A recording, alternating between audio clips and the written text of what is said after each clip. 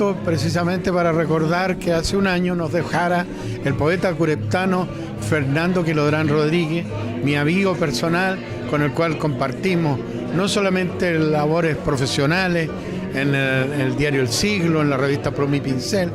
Fernando Quilodrán es hoy día poco conocido en realidad en el resto del país, pero de verdad lo que tenemos que hacer y lo que deben hacer los cureptanos y que se está haciendo con esta inauguración de esta biblioteca popular, con sus textos que dejó legado a su tierra natal, yo creo que es precisamente realzar la figura de este importante hombre de las letras chilenas que trasciende a la poesía, porque él escribió también novelas, escribió cuentos, ensayos, fue un dirigente político, fue dirigente gremial, presidente en 3 oportunidades de la Sociedad de Escritores de Chile, gran periodista, gran poeta y gran ser humano. Una persona, como acá se ha dicho, muy sencilla, muy sobria, que entregó toda su vida hasta sus 81 años a la lucha junto a los trabajadores chilenos.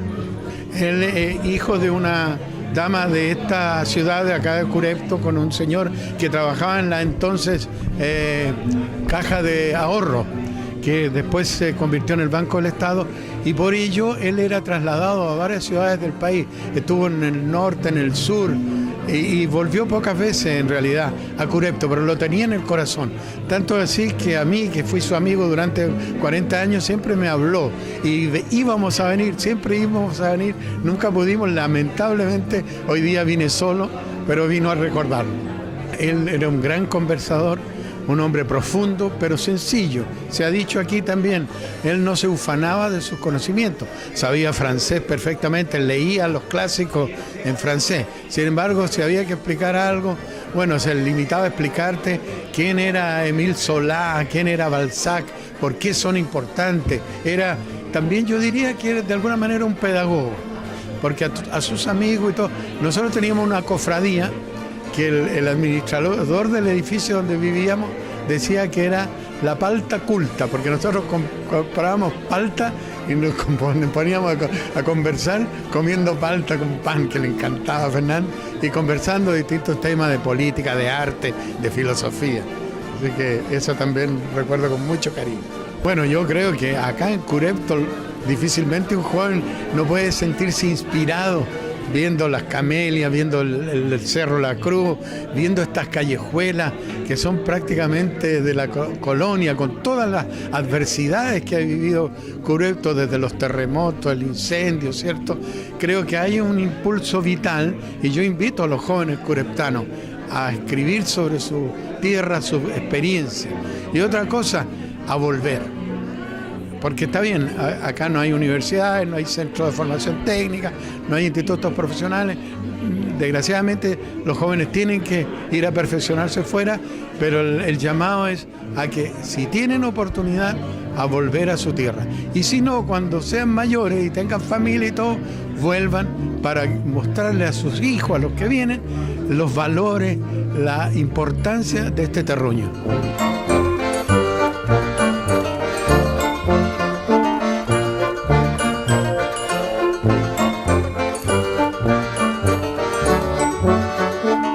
Me pareció excelente. Lo que pasa es que yo conozco más a Fernando en la vida familiar y personal, entonces conocerle todo el aspecto intelectual y filosófico que tenía me pareció interesante, porque para mí Fernando era el Fernando que nos contaba historias, chistes, cuentos, que me invitaba en Santiago a conocer su oficina. Era el Fernando de familia, entonces es una faceta distinta la que le conocí a Fernando.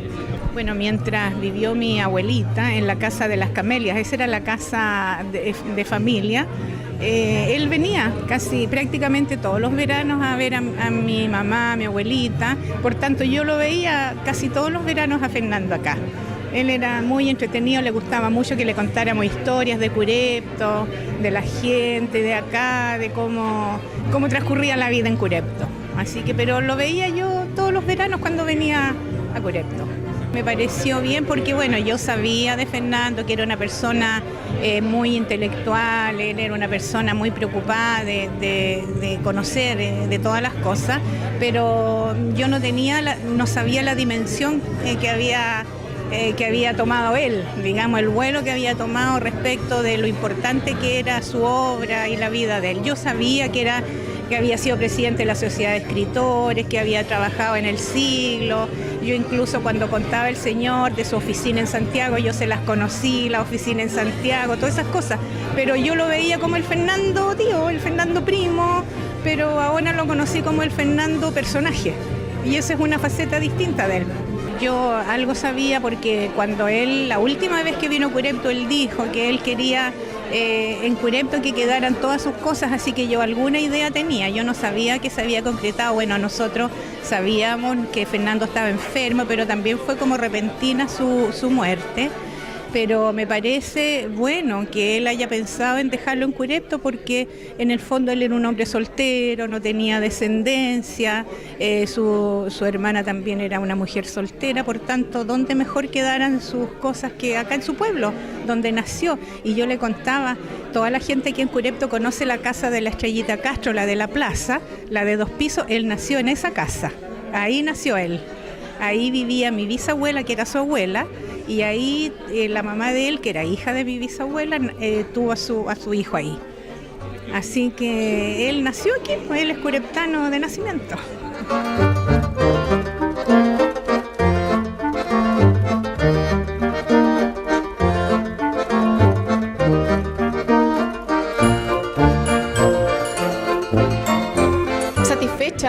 Lo conversamos hace un momento, bueno, en este diálogo que se genera después de ya el conversatorio, y pensamos que son las instancias y las oportunidades que te hacen vibrar, ¿cierto? Porque poder tener a jóvenes acá que estén leyendo poesía en una tierra que estamos descubriendo, o que ya más que estar descubriendo se está un poco tomando el valor, ¿cierto?, que merece en el área poética y de las letras, y también encontrar a personas que son adultos mayores, y que hoy nos acompañan en este espacio que se pretende destinar al área de la literatura. Pensado también que en este mismo espacio, que es el edificio de IDECO que hoy nos encontramos acá, va a ser la biblioteca comunitaria de Fernando Quilodrán, que también hoy agradecemos muchísimo a don Eliezer, que es primo de Fernando, que nos acompañan desde Santiago, y nos trajeron materiales, libros, ¿cierto?, bibliografía, que pertenecían a Fernando también y que son hechas de él también. Entonces, agradecemos muchísimo, estamos muy contentos como equipo municipal también de la convocatoria, el público que asistió, que es un público distinto también al que generalmente nos toca ver en las actividades, ¿cierto? Que es mayor, el mayor porcentaje del trabajo se lleva generalmente en las actividades más masivas y de entretención, pero hoy nos encontramos en un espacio totalmente distinto, un espacio de conversación, de diálogo, y que nos une netamente la poesía, la literatura, los escritores, y que puedan interactuar los jóvenes con los escritores más ya adultos, y la misma familia de Fernando, que ya es más lejana, que también nos acompañan. Así que muchísimas gracias a ustedes como medio de comunicación que siempre nos acompañan, y pretendemos seguir generando este tipo de iniciativas que llega a un público, insisto, distinto, a un público más acotado, pero que también es la esencia de estas actividades más culturales, que tienen relación con más la gestión cultural y el desarrollo cultural comunal. Uno de los grandes valores hoy es que tengamos a la juventud de este taller literario que son pocos niños, pero la literatura es así, la poesía es así, si no, no todos tenemos el talento para escribir, entonces yo siento que ellos son los que tienen el gran valor hoy, y que tengan la oportunidad de escuchar cómo sufrió, cómo creció y lo grande que fue Fernando Quilodrán, ¿cierto?, en toda su área, en toda su vida, y que para todos nosotros fue un agrado poder saber un poco más de él, pero más de su vida íntima, más del quehacer cotidiano, de lo que él fue. Y también da a entender y nos dan deseos también de que este espacio cultural que se está generando hoy va a ser uno de los grandes pilares también, y va a ir creciendo poco a poco, pero también con la colaboración de la comunidad, con familiares cercanos a él, y también con personas que desde Santiago nos están apoyando incondicionalmente también. Todavía nos queda traer su ánfora, ¿cierto? Sus restos, que fue uno de sus deseos, que se vengan a Curepto, que es un procedimiento que también tenemos ya visualizado en un mediano plazo. Deseamos sinceramente que poder cumplir con los deseos de él y también sumar a la comunidad que desee ser parte de esta biblioteca, porque si bien es una biblioteca de Fernando Quilodrán, porque él lo decidió así, porque son sus libros, es un espacio comunitario, como bien el nombre lo tiene, y eso llama también a que personas que estén interesadas, personas que les guste y que quieran que este espacio sea de la comunidad y que no sea un espacio alejado, ¿cierto? O que no sea solo un espacio municipal, los llamamos también para que nos acompañen, para que nos visiten, para que nos den ideas, sugerencias y nos colaboren constantemente.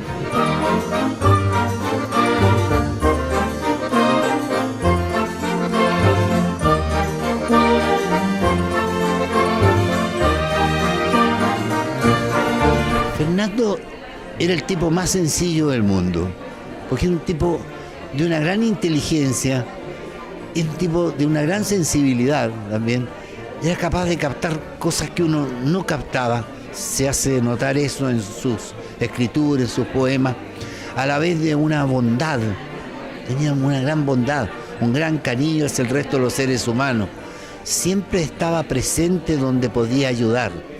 Siempre tenía algo que era la palabra precisa, jamás una ofensa. Podría decir que Fernando puede haber tenido miles de contrincantes, pero jamás tuvo un enemigo. Un enemigo personal no lo tuvo, jamás le conocimos un enemigo personal. Y fue un hombre de bastante estaca, por así decirlo, durísimo. Lo vi en algunos discursos que, con el respeto que me merezca esta declaración, era como para haberlo demandado por Ley de Defensa y Seguridad del Estado, porque era tremendamente, como dijéramos, pasional, violento en su expresión cuando se trataba de ese enemigo de la sociedad, ese ser humano que explotaba, que, digamos, transgredía normas hacia el resto valga la redundancia, de los seres humanos, de una bondad, de una, ¿cómo podríamos decir?, solidaridad. ¿Verdad? Un hombre que en pocos minutos captaba un problema y era capaz de decir la palabra precisa. Siempre por eso lo apreciábamos mucho. ¿Qué más puedo decir de Fernando? Que era un niño muy feliz cuando vivió aquí en este pueblo, donde él nació y donde siempre quiso quedarse al final, que viajó mucho, que fue muy querido también restos. Se conoce muy poco de cuánto Fernando ganó en el extranjero.